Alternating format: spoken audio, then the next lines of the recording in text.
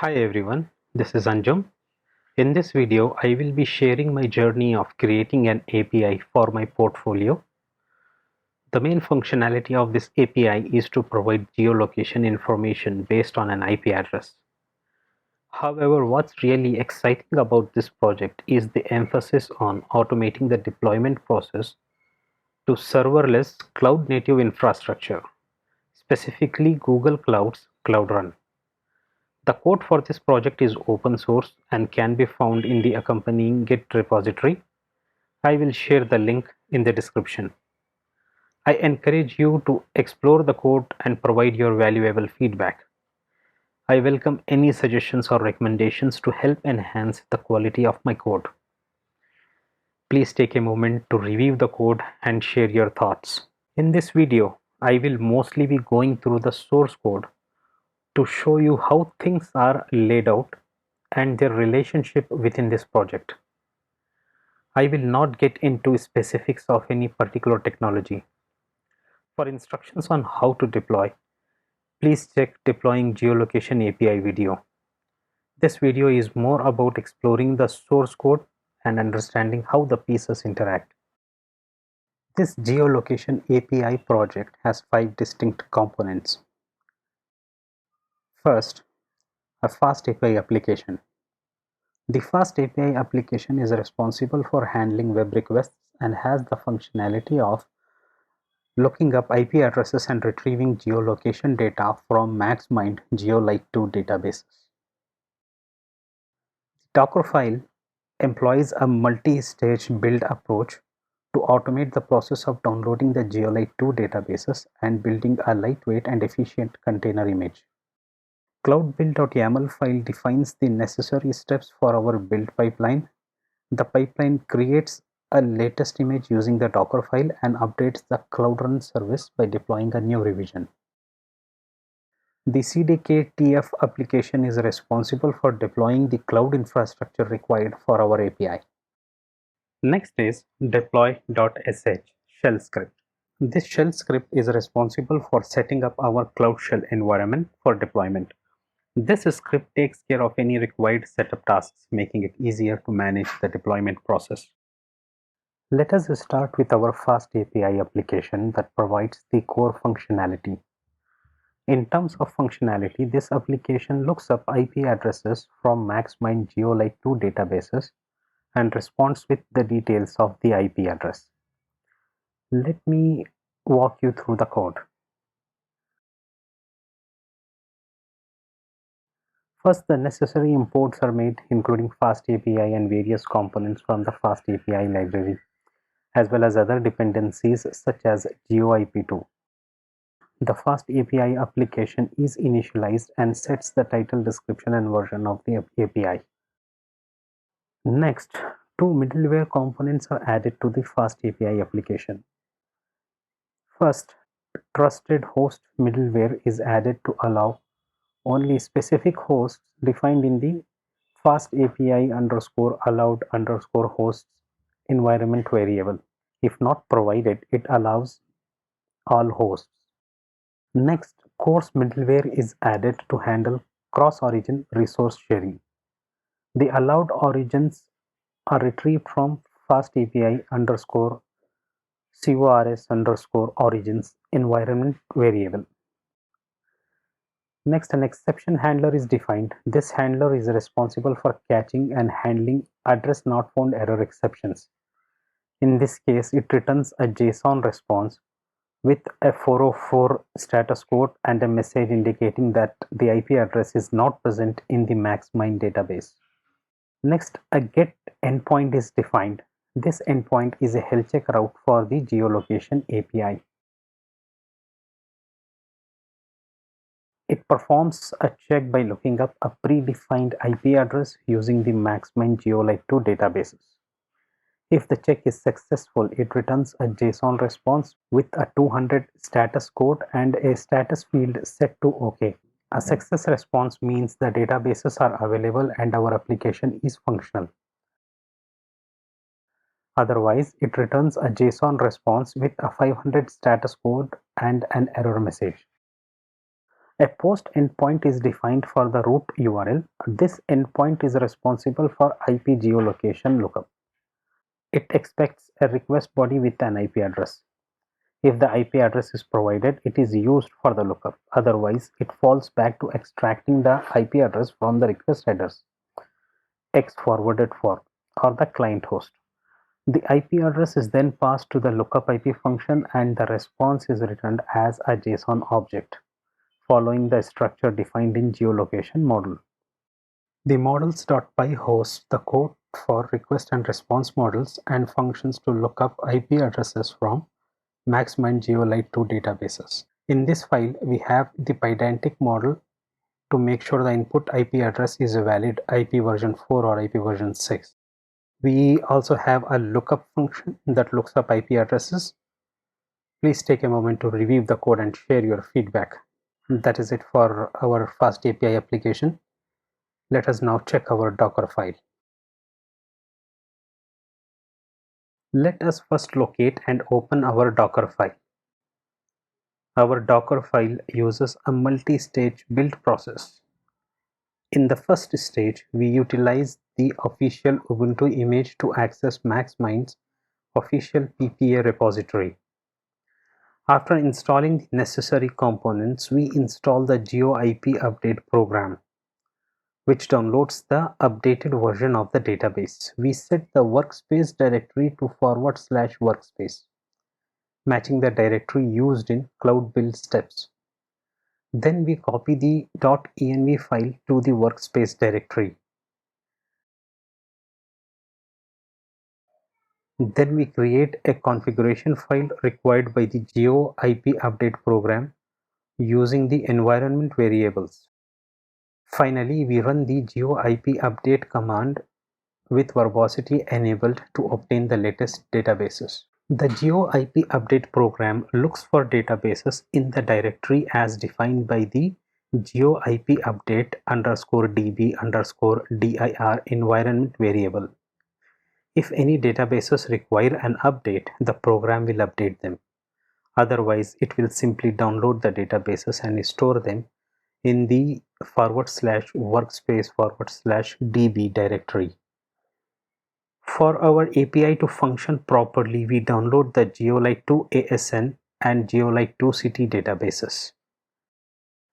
In the second stage, we use the Python Slimbuster image as the base and install the necessary components.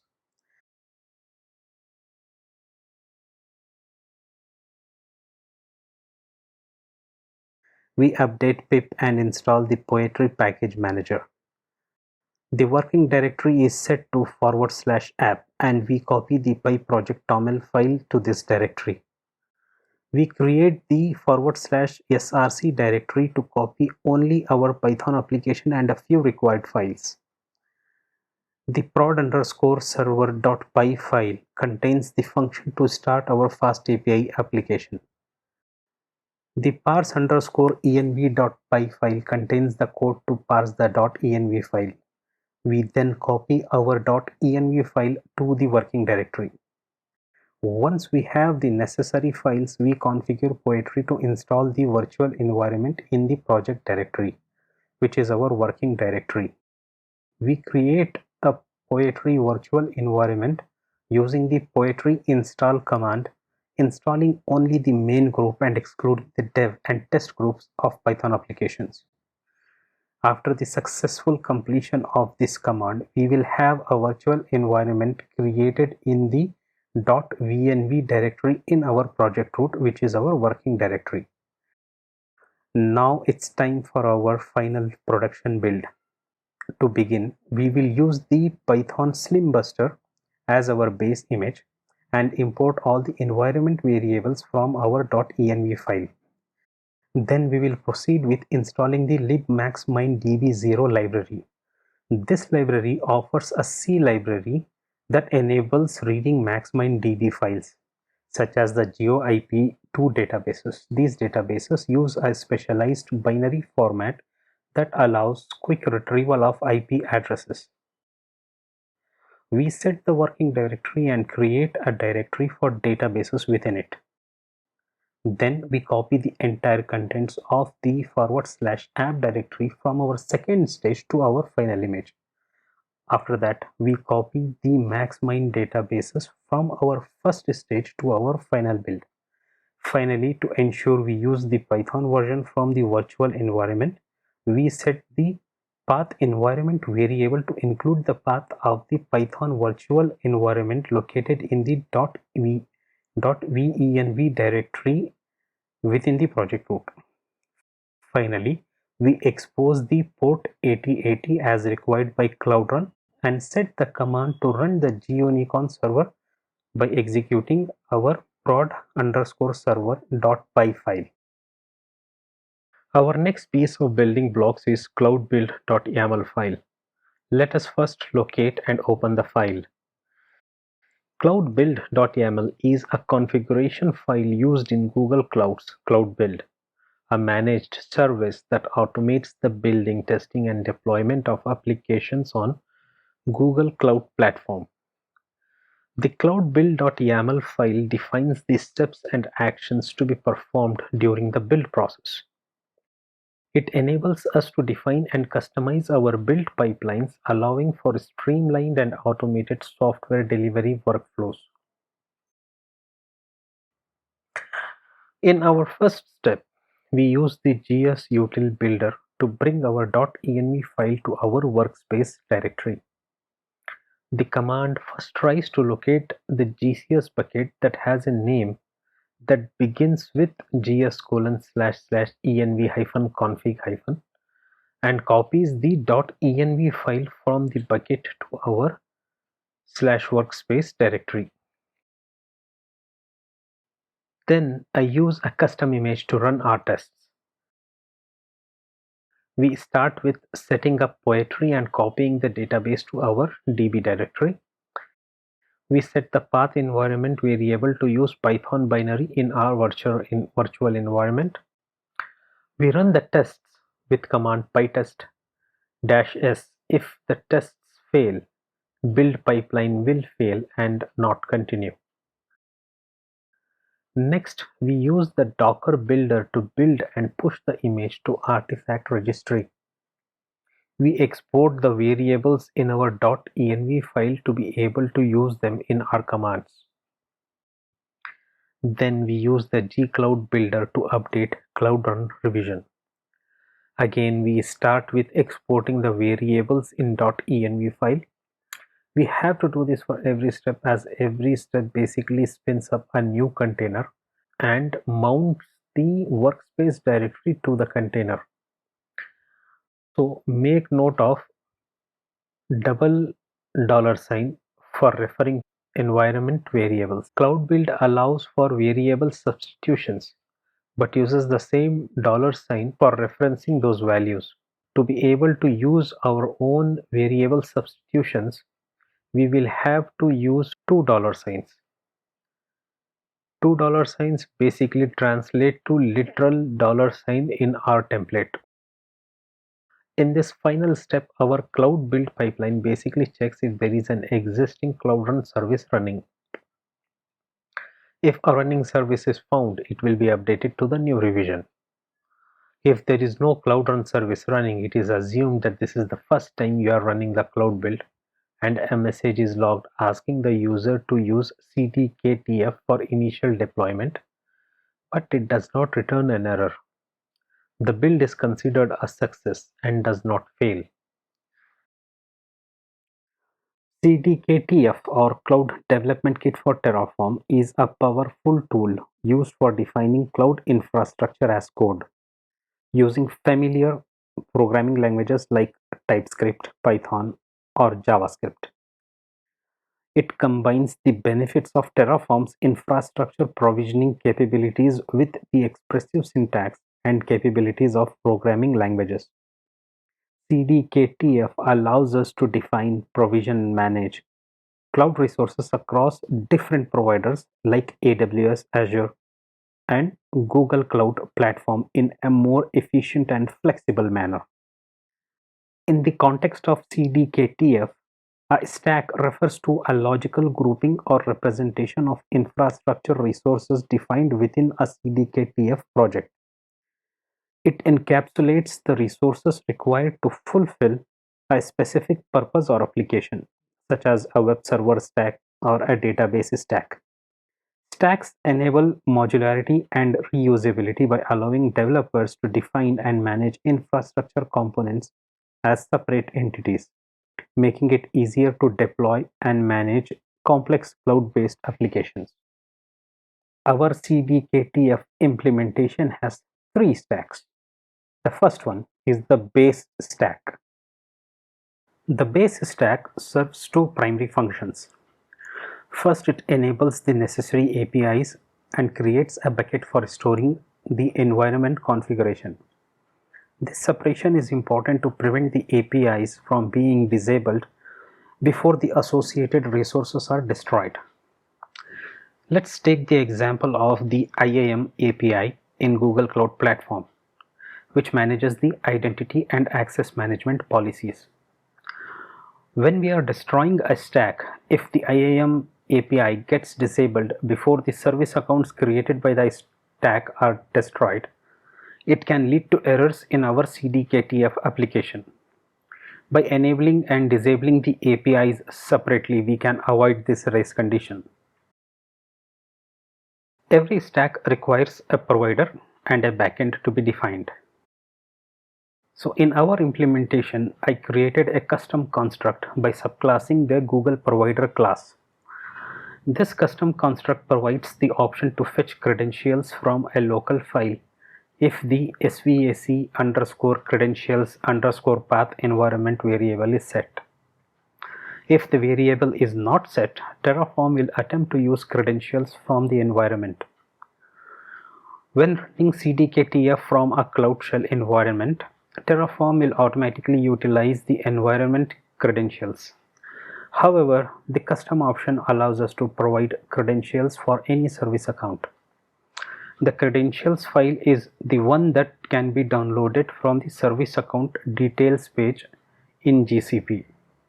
Once we have specified the provider and backend, we can proceed to add resources to our stack. In our base stack, we create a bucket for storing our .env file and enable several required APIs. To create the env config bucket, a custom construct was implemented. This construct sets up the bucket with versioning enabled, a lifecycle rule to retain the 10 latest revisions, uniform level access, and an optional setting for force destroy. Enabling versioning allows us to maintain multiple revisions of our data, providing a history of changes. The lifecycle rule provides flexibility in managing the storage of our files. In this case, we configure it to keep only the latest 10 revisions. By choosing uniform level access, we enable the use of identity and access management policies to control access to the bucket and its object. This means that access control lists are not used or required for granting access to resources. ACLs in Google Cloud Storage offer a way to manage access at a more granular level by specifying permissions for individual users or groups. However, the use of ACLs is being phased out in favor of uniform level access. Additionally, a custom Terraform construct was created to enable a specific list of APIs necessary for configuring our environment. This construct takes care of enabling these APIs during the stack creation process. In summary, the base stack includes the creation of an env config bucket with versioning and lifecycle rules, uniform level access, and the necessary APIs enabled to support our environment configuration. Next, we move on to our second stack, which is named pre-cloud run stack. Let us explore what this stack does. In this stack, we first set up the required provider and backend information as we did in our base stack. The only difference here being that the Terraform state for this stack is stored in pre-cloud run directory as specified by the prefix. Next, we create a service account that we can use with Cloud Build. One thing to note is that this service account will not have any permission as it has just been created. As we go along, we will be updating this account's IAM policy with the least amount of privileges required for the cloud build to function. Next, we set email and name of this service account as a Terraform output so that we can access this from a different stack. We use Terraform output as this value will be known only after the stack has been applied. Next, we use the construct project IAM member to update the project's IAM policy to add cloudbuild.builds.builder role to our newly created service account. One thing worth mentioning here is that cloudbuild.builds.builder gets applied only at the project level. I tried to add this role at the service account level. Terraform doesn't detect any issues, but the configuration doesn't get applied. Google's IAM API returns an error that this role is not supported for this resource. In this case, our resource being service account. Service accounts are special in that they act as a resource as well as an identity. However, as it turns out, IAM doesn't allow all roles to be applied at this resource level. Also, it is the same with logs writer role. Logs writer role can only be applied at the project level. Next, we use the construct service account IAM member to update the service account IAM policy to add IAM.service account user role. Note that we are updating policy for our service account resource. By assigning the service account user role to a user or service account, we grant them the ability to assume the identity of a service account and perform actions as if they were that service account. In this particular case, we are allowing our service account to impersonate itself. To understand this, we need to take a closer look at the permission this role includes. The IAM.service account user role provides the following permissions. Service accounts.act as and service accounts.get access token. The act as permission enables the user or service account to impersonate a service account and perform actions on behalf of that user. The get access token permission allows the user or service account to obtain an access token for the service account, which can be used to authenticate API requests. In our case, we are interested in get access token permission. Next, we use the construct artifact registry repository to create an artifact registry to store our container images. Artifact registry is a service provided by Google Cloud Platform that allows us to store, manage, and distribute artifacts such as container images, Docker images, Maven/Gradle packages, and other software packages. Within artifact registry, a repository is a logical container that holds a collection of artifacts. We will be creating a Docker registry to hold our images. Next, we use the construct cloud build trigger to create a manual cloud build trigger to build and push our geolocation container image. Here, git_file_source refers to file source describing the local or remote build template. Source_to_build refers to the repository from which to build. Finally, make a note of the service account value. We are attaching our cloud build service account to our cloud build trigger. Basically, our cloud build trigger will run as cloud build service account and it will have all the permissions the service account has. Next, we set a weekly schedule to trigger our build. We use the cloud scheduler job CDKTF construct to set up a weekly schedule to trigger our cloud build pipeline. Cloud scheduler allows us to add scheduler jobs in cron format. Pay particular attention to HTTP_target argument. Here, we set up the URI, HTTP method, and auth token. In auth_token, we specify our cloud build service account email. Cloud scheduler creates an OAuth token to authenticate to our cloud build API. This is where our role IAM.service account user that we had applied earlier gets used. Next, we use CDKTF construct project IAM member to update project IAM policy to add roles cloud scheduler dot job runner to cloud build service account. This is one of those roles that get added only at the project level. This role allows our service account to run the scheduler job. At this point, we have successfully configured cloud build and all the necessary components. The next step is to manually trigger the build pipeline once, allowing our container image to be built and pushed to the registry. Once the build process is complete, we can proceed with deploying our Cloud Run service. While it's technically possible to run our CDKTF directly from the build pipeline to automate the entire process, it is important to note that this would mean granting the Cloud Build service account the ability to create and manage service accounts.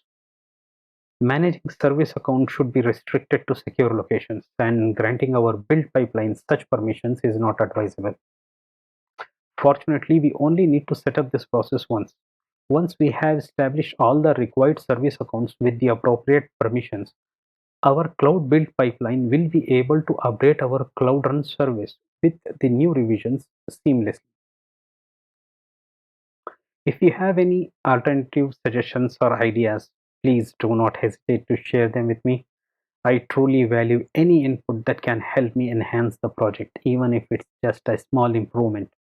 Your contributions are greatly appreciated. In our final stack, again, we first set up the required provider and backend information as we did in other stacks. The difference in this stack is that the Terraform state for this stack is stored in Cloud Run directory as specified by the prefix. Once we have the requirements set up, we get the required Cloud Build service account details by reading remote state from pre-Cloud Run stack output. In the next step, we create a service account for our Cloud Run service. After we have the service account created, we create the Cloud Run service itself. I would like to bring your attention to the template argument. This is where we configure our Cloud Run service. We can set the number of concurrent requests our Cloud Run service should be handling at a time. We also set the service account to be used to run this service as. In the containers section, we provide details of the image and any probes that we want to configure. I still do not have enough data to make proper recommendations for our Cloud Run service, but this is where we configure those details. We have the option to set CPU and memory here as well. Finally, we set the traffic policy for our Cloud Run service. For now, we are simply allowing all traffic to the latest revision once the latest revision becomes available. As you can see, we have complete control over deployments. Next, we update the IAM policy of our Cloud Run service resource to allow all users to invoke our Cloud Run service without any authentication. Note here that we are updating the policy of Cloud Run resource. If we do this at the project level, all our Cloud Run services that we have deployed can be invoked by anyone on the internet. By updating IAM policy of the Cloud Run service, we are enabling only this service to allow unauthenticated requests. In Google Cloud IAM, all users is a special group that represents anyone on the internet. Next, we create a custom role with the ability to only get and update our Cloud Run service. We then update the Cloud Run service IAM policy to bind this custom role with Cloud Build service account that we had created in pre-Cloud Run stack. Next, we update the IAM policy of Cloud Run service account to bind IAM.service account user role to Cloud Build service account, so that our Cloud Run service account can impersonate Cloud Build service account. Finally, allow the Cloud Run service accounts to write logs. This is done at the project resource level as well. This was an overview of our 3 CDKTF stacks and how they are related. Now, as we have much better understanding of how different components interact in our project, it will be easier for you to follow our guide on how to deploy this in your own Google Cloud project. I will share the link in the description.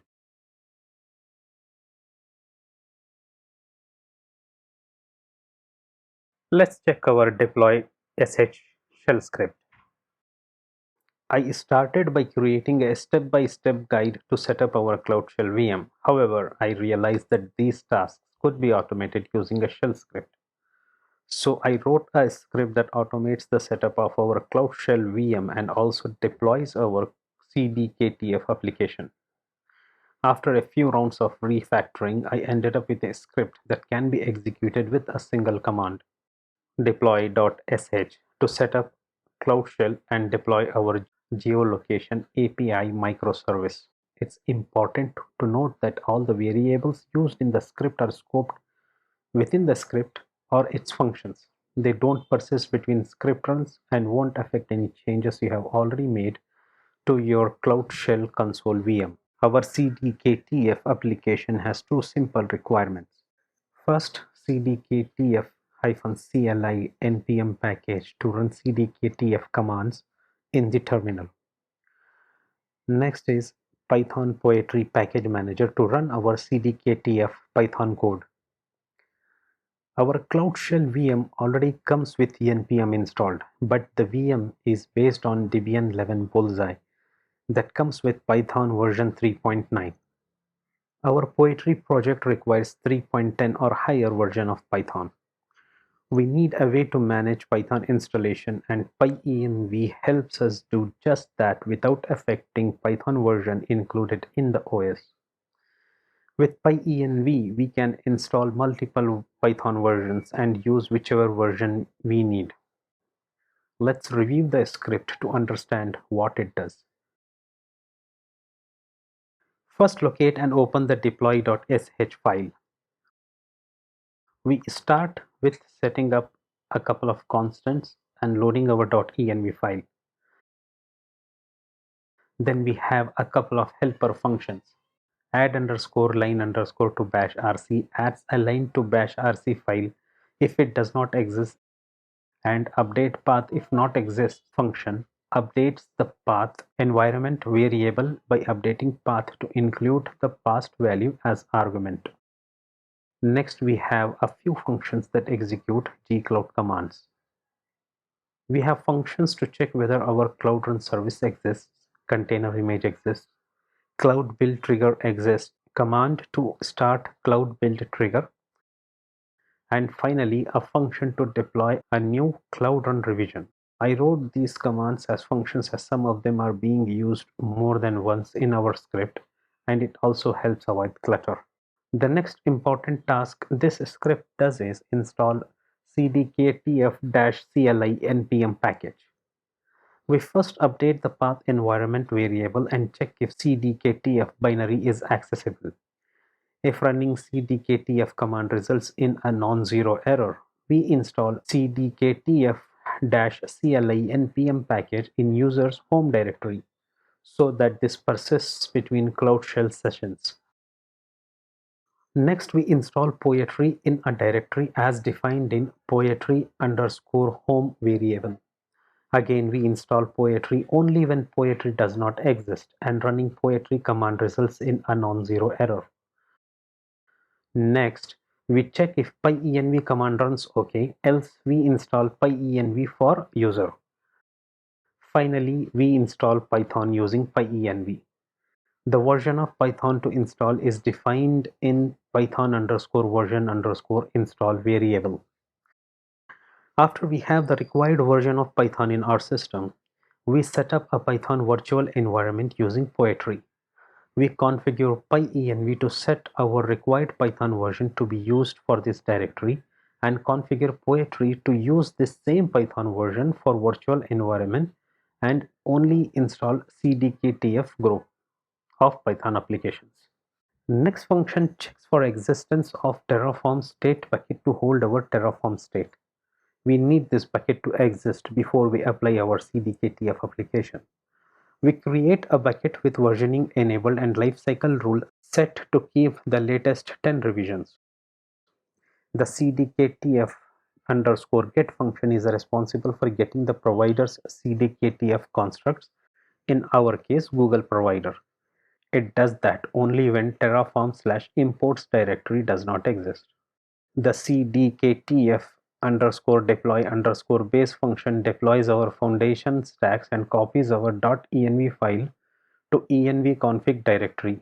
The CDKTF underscore deploy underscore cloud run function applies our CDKTF stack, which deploys the required resources to run our Cloud Run service, including a dedicated service account for our Cloud Run service. Our next function, check underscore build underscore status, takes in a build ID as parameter and keeps polling for build status every 30 seconds and responds appropriately upon completion depending on the build status. It also prints out the URL for the logs if you would like to check the progress from there. If the build status is a success, the function exits. For statuses working, pending, and queued, the function sleeps for 30 seconds before checking the status again. The function returns a non-zero error on statuses, failure, timeout, internal error, cancelled, or expired statuses. Next, trigger underscore build first checks if the cloud build trigger exists. If the trigger exists, the command runs the trigger, gets the build ID and passes it to check underscore build underscore status function to watch the build and respond appropriately, which we discussed already. Our next function, update underscore cloud run underscore revision, first looks for geolocation container image. If the geolocation image exists, the function first runs CDKTF underscore deploy underscore cloud run function that deploys the required resources for our Cloud Run service, and then it runs the command to update the revision. When there is no existing container image, this function first triggers the cloud build pipeline to start the image build process. Once the image is built, it continues with deploying our CDKTF Cloud Run stack and then deploying a new revision. One thing worth mentioning is that I noticed that CDKTF Cloud Run deployment does not update an existing revision. I did not spend much time troubleshooting or debugging this, and I simply added one more command to make it a little foolproof. But I will try to revisit this approach when I get a chance. Finally, the CDKTF destroy command deletes all deployed Terraform resources from the project in just one command. At the end of this file, you will find the logic to determine which functions run based on the input arguments. Most of these were required during development for troubleshooting, but I have kept these in case we need to troubleshoot any issues. Okay, that is it for our deploy.sh script. Thank you for watching my first video. I created this video as part of my portfolio, and I hope you found the information helpful. I apologize for the quality of the audio. I still do not have a setup where I could eliminate background noise, but I wanted to start with what I have. If you enjoyed this video, please hit the like button, subscribe to my channel, and also make sure to enable notifications to get notified of new content. I will try to bring new videos as I learn and grow, and I would love to have you as part of my community. Thank you again for watching.